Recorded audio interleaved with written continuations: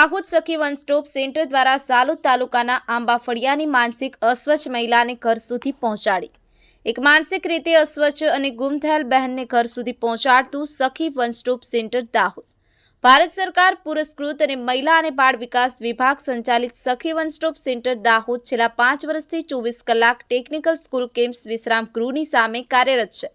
જેમાં અત્યાર સુધીના રાજ્યો તેમજ અન્ય રાજ્યોના કોઈ કારણોસર પરિવારથી વિખૂટા પડી ગયેલ હોય કે ક્યારેક પોતાની નબળી માનસિક સ્થિતિના કારણે પરિવારથી દૂર થઈ ગયેલ હોય તેવી અરજદાર બહેનને ઘર સુધી પહોંચાડવામાં સખી વન સ્ટોપ સેન્ટર દાહોદ સફળ રહ્યું છે। આમ આવી જ રીતે તારીખ 29/11/2024ના રોજ એક બહેન પાવડી એસઆરપી ગ્રુપ ખાતે બિનવારસી હાલતમાં જોવા મળ્યા। ત્યાંના એસઆરપી ઓફિસર દ્વારા સુરક્ષા તેમજ સલામતી જળવાઈ રહે અને ઘર પરિવાર મળી રહે તે હેતુથી સખી વન સ્ટોપ સેન્ટર દાહોદ ખાતે મૂકવામાં આવેલ હતા,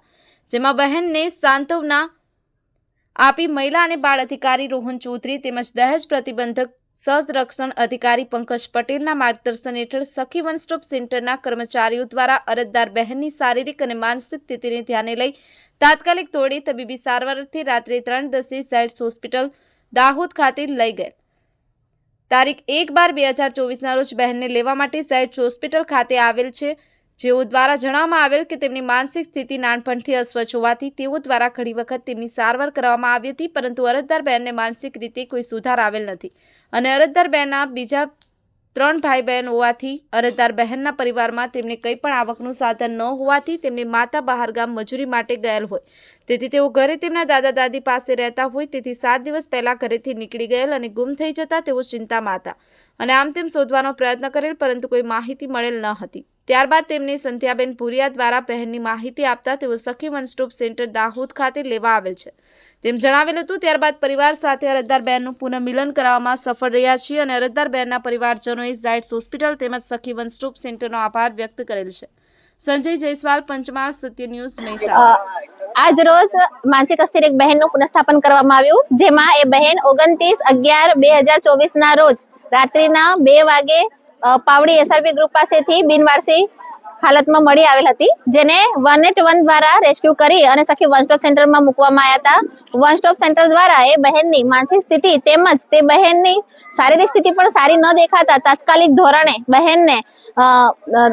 દાહોદના ઝાયડસના હોસ્પિટલમાં એડમિટ કરવામાં આવ્યા હતા। એડમિટ દરમિયાન એ બહેનની સ્થિતિ બહુ જ ખરાબ હતી, પરંતુ એ બહેનને સારવાર અને હૂંફ આપી સખી વન સ્ટોપ સેન્ટરની બહેને કાઉન્સેલિંગ કરી અને તેની માહિતી મેળવી। તેઓએ મારા દ્વારા એટલે કે હું ભુરિયા સંધ્યાબેન રાજુભાઈ જે ડાયનામિક સર્વાંગી વિકાસ ટ્રસ્ટમાં સમાજ સેવક તરીકે કામ કરું છું, જેમાં અમો આવે ગુમ થયેલી બહેનોની શોધખોળ કરીએ છીએ। અંજલિબેન દ્વારા મને આ માહિતી આપવામાં આવી હતી કે આ બહેન અહીંથી મળી આવી છે અને આવી રીતે છે, તમે એમના પરિવાર ગોતવામાં મદદ કરો। મેં તાત્કાલિક ધોરણે ત્યાંના નજીકના આજુબાજુના ગામોમાં શોધખોળ કરી। શોધખોળ દરમિયાન અમને તે બેન આંબાની જણાતા એ બહેનને અમે ત્યાંની લોકલ વ્યક્તિઓ સાથે સંપર્ક કરી અને ત્યાંના માજી સરપંચ નરેશભાઈ સાથે સંપર્ક કરી અને એ બહેનના પરિવાર સુધી પહોંચી ગયા છે। એ બહેનના પરિવારજનોને અમે જાણ કરી,